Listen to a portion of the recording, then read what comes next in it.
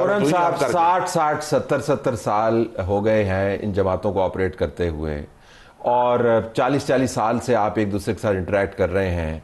आप मुझे बता रहे हैं कि इन जमातों ने अब तय करना है कि हमें क़यादत को कैसे मिलवाना है। ये तो इट्स अ गिवन, आपको पता होना चाहिए, ये तो स्टार्ट में होना चाहिए। इसका कोई लॉजिकल बेसिस हमने फराहम करना है कि जब ये हो जाए तो फिर कोई ये ना कह सके कि मुझसे तो मुशावरत से नहीं हुई। तो ये जो मैकेनिज्म है वो चाहे दोनों पार्टियां मिलकर कहें कि अच्छा जी हम 4 लोग या 3 लोग या 5 जितने जितना भी चाहें, ये मैकेनिज्म है, ये लोग इस फ्रीक्वेंसी के साथ मिलेंगे, आपस में बात करेंगे, जो भी लेजिस्लेशन आने वाली होगी उसको करेंगे, और नहीं होगा तो फिर हम 100 दफा ये हो रहा है। इसमें कमेटीज बैठती है, लेकिन बात ये है कि फिर अगर कुछ ऐसा आ जाए जो उसमें जिक्र ना उसमें जिसका जिक्र आया हो, जिस पूरे फसाने में जिसका जिक्र ना हो, वो बात आ जाए, फिर आप क्या कर सकते हैं? मशावरत अगर आप करना चाहें, कोई भी ऐसी चीज़, क्या चीज़ देखिए ना, अगर कोई ऐसी लेजिस्लेशन आ जाए, कोई ऐसा फैसला आ जाए जिसका हुकूमत को भी ना पता हो, नहीं जिसका उस वक्त जो बातचीत हो रही थी उसके फसाने में ऐसा ना हो, हाँ, तो फिर तो ये एक देखिए, अभी पानी का मसला जो है इस पर हर पार्टी जो है वो, हर सूबा जो है वो बड़ा सेंसिटिव है। तो लिहाजा बात ऐसी होनी चाहिए, क्योंकि एक मुल्क है, कोई 4 मुल्क तो नहीं है, एक मुल्क है, तो उसमें इस किस्म का जो कंट्रोवर्शियल चीज़ है उसको पहले मूड टेस्ट कर लेते हैं। नोइंग आपकी पार्टी की सेंट्रल एग्जीक्यूटिव की मीटिंग हुई, आप अपनी जमात को रिप्रेजेंट भी करती हैं, आप लोगों से बात भी करती हैं, ये वाकईतन मूड कितना खराब है इस वक्त जमात के अंदर? इस हद तक है? देखिए, मूड खराब है इसलिए कि मूड हमेशा, देखिए पंजाब में कोई स्पेस मिलती नहीं, पंजाब में कोई काम किसी का होता नहीं, बल्कि कई जगह तो ये कहा जाता है कि रोक दिया जाता है काम करने से। I don't know how far that is true, लेकिन हमारे लोग ये कहते हैं। कोई बात सुनी जाए, कोएलिशन पार्टनर्स की एक वक़्त होती है, उसके बाद फिर आप देखिए जो अभी ये सिंध में, कराची में हुआ, ये प्लांटेड किस्म की चीज़ें होती हैं। इसकी क्या ज़रूरत है? क्या ज़रूरत है? मरियम नवाज दे दें, ले लें। तो ये प्लांटेड सवाल होते हैं, ये हमें पता है कैसे होते हैं, और इसकी क्या, आप मुझे बताएं, इसका क्या फ़ायदा है? ये सिर्फ एक जो ऑलरेडी मामलात ख़राब हैं उनमें मज़ीद जो है दूध में मैंगनियाँ डालने के बराबर है। अब इसकी क्या तुक है? आप मुझे इसकी कोई लॉजिकल तुक बताएं, सिवाय एक पब्लिसिटी स्टंट है। गलती भी तो हो सकती है ना, आपने आपने फिर गलती माननी चाहिए ना। चलो साहब, ना सियासत रुकेगी, ना मुशावरत रुकेगी, हुकूमत रुक जाएगी? नहीं, हुकूमत भी नहीं रुकेगी, हुकूमत आगे बढ़ेगी। जिस तरह मैंने कहा, ये अल्फाज में गौर करें, वो कह रहे हैं कुछ भी हो सकता है। मैं तो कभी पाकिस्तान की सियासत में फाइनलिटी की बात नहीं, फाइनलिटी कहीं नहीं है, लेकिन ये कि एक अंडरस्टैंडिंग है, और एक और भी अंडरस्टैंडिंग है जो मैं खुलकर आपके प्रोग्राम में, कि इमरान खान का जो फाशिस्ट थ्रेट है उसके खिलाफ भी हमारी दोनों जमातें इकट्ठी हुई हैं। ये नहीं है कि जी वो जो है उसको भी एक अपनी जगह पर रखने के लिए भी हमारा इकट्ठा बैठना ज़रूरी है। अब अगर एक वक्त आएगा कि वो अगर थ्रेट नहीं रहती और जमातें फिर अलग होती हैं, तो हमने बहुत सारे इलेक्शन नहीं रखेगा। इसीलिए देखिए, एक और बात है, और ये मेरी जमात की भी जिम्मेदारी है और रहेगी, कि जब आप वाकई हुकूमत चला रहे हैं तो सिर्फ इकोनॉमिक पॉलिसी बनाना काम नहीं, वफाकियत को भी आपने प्रमोट करना और कायम रखना है। तो उसके अंदर जो कमी है वो मैं तो तवक्को ही कर सकता हूँ कि शहबाज शरीफ अपनी काबीना के जरिए ज़्यादा मुशावरत के जरिए ज़्यादा पार्लियामान को इस्तेमाल करेंगे इन इश्यूज को एयर आउट, मतलब पानी का जो मामला है, तो बजाय कि वो कोरम में पूरा नहीं होता, आपके बंदे नहीं होते पार्लियामान के अंदर, तो माजरत के साथ पार्लियामान को कैसे इस्तेमाल करेंगे?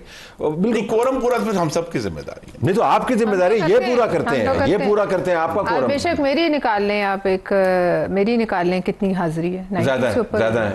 सो बहरहाल I have to leave it there, लेकिन ये बतदरीज मामलात ख़राब हो रहे हैं, इस खत को तार जानिए और इसको अपनी पार्टी को बताइए कि मामलात इंशाल्लाह अपनी दानिश से इसको हल करेंगे। हाँ, वो दानिश से अगर हल करेंगे तो फिर तो मामलात तवील भी हो सकते हैं। पाकिस्तान तहरीक इंसाफ के अंदर के मामलात ज़ेर बहस हैं, पार्टियों के अंदरूनी मामलात अमूमन हम ज़ेर बहस नहीं लाते अगर उनका असर कौमी सियासत के ऊपर ना पड़ रहा हो। लेकिन खैबर पख्तूनख्वा के अंदर क़यादत तब्दील हुई।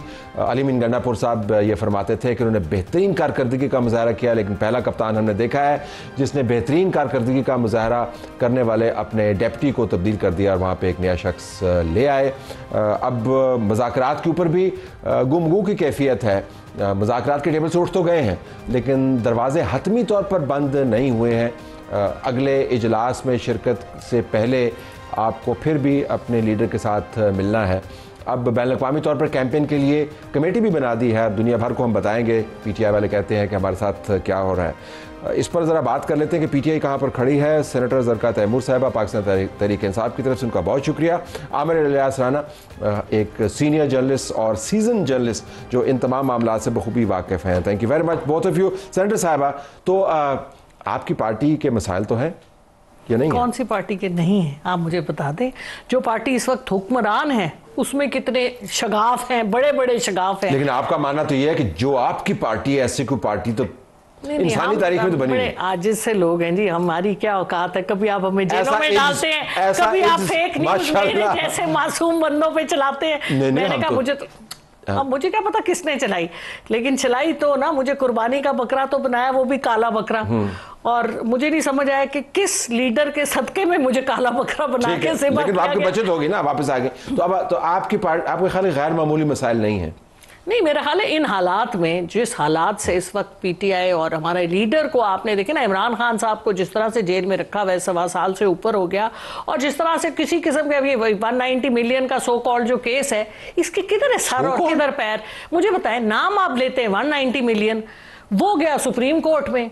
जमीन जो आप जिक्र करते हैं, जो मलिक रियाज साहब ने दी, जिनका नाम आप कोई लेना नहीं चाहता, कमाल बात हो, सुन तो लेना, कितनी मरतबा लो, वो जो जमीन है, वो ट्रस्ट की जमीन है। कितनी मरतबा तलत साहब, वो ट्रस्ट की जमीन है, ट्रस्ट की जमीन पे आप खुफिया करते हैं, नाम का इल्जाम हम पे लगाते हैं। तो आप वो सारी बातें, मैं तो इस बात में पूरी आपके साथ हूं कि ट्रांसपेरेंसी होनी चाहिए। मैं तो कहती हूँ शहजाद अकबर साहब को इन्वेस्टिगेट करें कि वो कौन है, उनके पीछे कौन था, कौन है, वो किसकी ईमा पे काम करते थे, ये बात करने वाली है। शहजाद अकबर का तो कोई नाम ही नहीं लेता। नहीं, हम लेते हैं शहजाद अकबर। शहजाद अकबर कौन है मुझे ये बताएं। बुशरा बेगम ARU के वो हेड थे, उन्होंने कौन सा केस, वो तो मैंने कभी कहा है कि नहीं लगाया था। मैं तो आपसे सिर्फ ये बात कर रही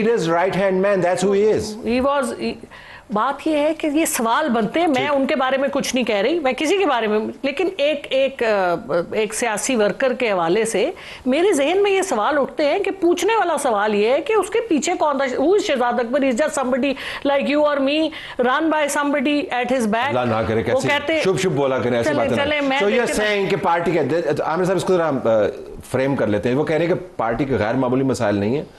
जो अहम जुमला इन्होंने बोला कि मौजूदा हालात के तनाज़र में इससे बेहतर क्या कारकर्दगी होगी। इनकी पार्टी टूटी नहीं है, इसके हिस्से बखरे नहीं हुए। जो कोलिशन निकालने की कोशिश की गई थी परवेज़ खटक साहब के ज़रिए, वो झटक पटक हो गई। तो पार्टी खड़ी है अपनी जगह पर। That's not a bad achievement, is it? देखें, ये जो है ना, खुद पीटीआई पहली मिसाल तो नहीं है। अगर हम रिसेंट पे जाएं, जिसने एस्टेब्लिशमेंट से टक्कर ली उसका नाम नवाज शरीफ था। इनकी पीटीआई की पूरी पार्टी टूट गई उसके नाम पे कि उसके नाम का टिकट बिकता है। अदम एतमाद में लोगों ने साथ दिया, जाके दूसरी तरफ बैठ गए। और फिर जब इन्होंने एस्टेब्लिशमेंट के खिलाफ एक स्टैंड लिया तो आज ये वहाँ खड़े हैं जहाँ PMLN खड़ी थी। तो लिहाजा ये नहीं कह सकते कि ये कोई पहली दफ़ा हुआ है। असल अचीवमेंट ये होती है कि आप सस्टेन कैसे करते हैं। इसको ये समझते हैं, अब जब तक इनकी डील नहीं होती, डील की तो पूरी कोशिश है, उस वक्त तक तो ये है कि जी हम तो डील नहीं करेंगे, नवाज शरीफ ने तो डील कर ली, लिहाजा वो डील का बादशाह और हम टक्कर के बादशाह हैं। तो टक्कर तो ली हुई है। हाँ, नहीं, जब तक ली हुई है तब तक की बात कर रहे हैं। नहीं, कब तक ली हुई? अब मेरा ख्याल है कि इसका फाइनल राउंड आ रहा है, क्योंकि अब कितने राउंड का मैच है पहले ये तो बता दें। हम तो राउंड कर करके खत्म हो गई है। जिस वक्त था उस वक्त इनको पूरी सहूलत मिली। अब तो नहीं है, ये खड़े हो गए। नहीं, अब नहीं है। अब अभी भी खड़े हैं। That's what her point is। अब तो वो पॉइंट है जहां नवाज शरीफ खड़ा था कि जहां आप टक्कर लेने के लिए तैयार होते हैं। अब आगे फकीदुल मिसाल अगर बनना है, जैसे इंसाफ इनको मिलता है सिर्फ वन वे जाके अदलिया से, तो फिर पता लगेगा असाब की मजबूती का कि कभी आप मुज़ाकरात के तैयार हैं। कल हुकूमती कमेटी बैठेगी अकेली सुबह, क्योंकि ज़ाहिर खान साहब से तो या तो सुबह 7 बजे दोबारा ब्रेकफास्ट मीटिंग हो जाए, वरना मीटिंग तो अब 11:30 से पहले होनी है, क्योंकि सेशन से पहले हुकूमती टीम बैठेगी जाके।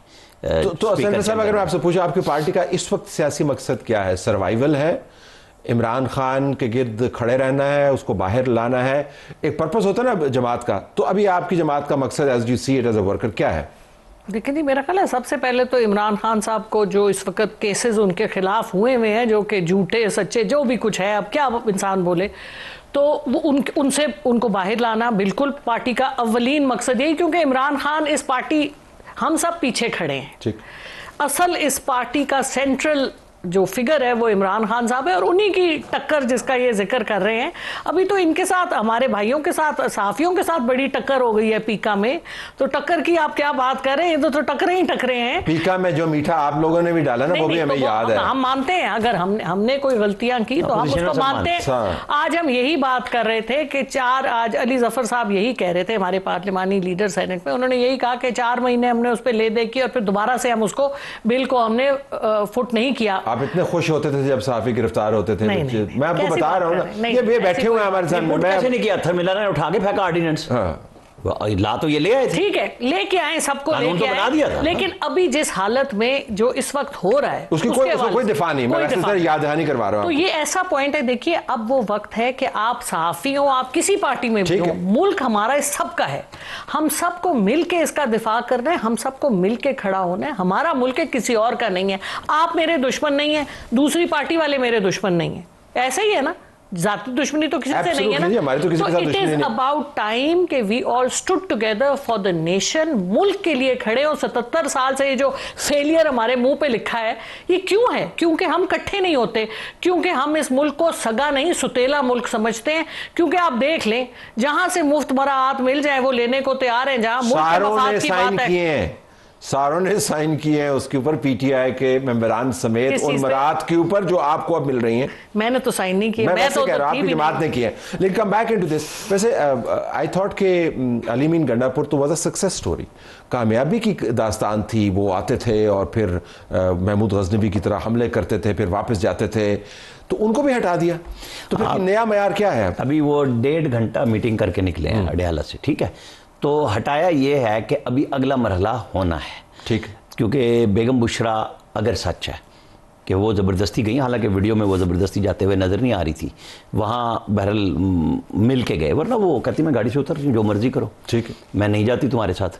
वहाँ तो दोनों ने फ़ायदा लिया, लेकिन यही नज़र आ रहा है जो पेशावर से रिपोर्ट हो रहा है कि नाराज़गी तो हुई, जिसकी बुनियाद पर एक ऐसे शख्स को, क्योंकि मैं बिल्कुल, मुझे क्लियर पता है कि जब इमरान खान ने 2 हफ्ते पहले कहा था ना, जिनको वो नहीं बुला रहे थे और ना उनको आने दिया जाता था गेट पे अगर आते थे, ये जिसमें जुनैद अकबर, आतिफ खान, वो बिल्कुल शामिल, ठीक है, उन सबको बुलाओ, तो उस हफ्ते नहीं बुलाया गया। फिर उन्होंने दोबारा प्रेशर किया कि मेरी मुलाकात खाली गई है, इस दफ़ा बुलाओ। बुलाया है तो पब्लिक अकाउंट्स कमेटी भी दे दी, वो भी दे दिया, अली अमीन जो भी मिल के जा रहे हैं। इमरान खान का स्टाइल ये नहीं है कि वो परवेज़ खट्टर के खिलाफ बगावत हुई ना तो बनी गाला में सबको बुला लिया, तो MPS का ख्याल था वो बात सुनेंगे। उसने कहा जिसने परवेज़ खट्टर के खिलाफ है वो यहाँ से निकल जाए, तो कोई MP नहीं गया, वो सारे वहीं बैठ गए। लेकिन उस वक्त उन्होंने फिर सेनेट में बगावत बस उस वक्त बुशरा सियासत में मुतहर्रिक नहीं, लेकिन उस वक्त उन्होंने बुशरा फैक्टर को आप नजरअंदाज नहीं, अब तो वज़ीर आला के लिए नाम लिया जा रहा है, चाहे असद कैसर के भाई का लें या किसी और के भाई का लें,